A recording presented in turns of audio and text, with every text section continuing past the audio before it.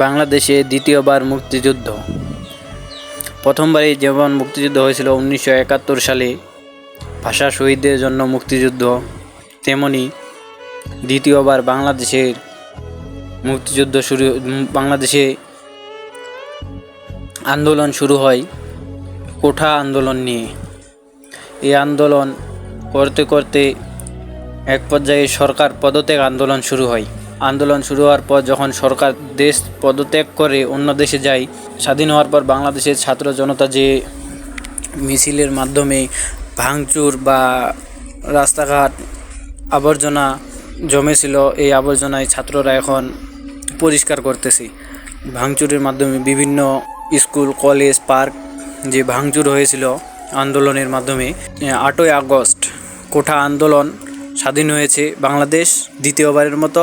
5ই August সব ছাত্র মিলে রাস্তাঘাট, বিভিন্ন পার্ক, স্কুল, কলেজ ভাঙচুর হওয়ায় পরিষ্কার পরিচ্ছন্ন করতেছি।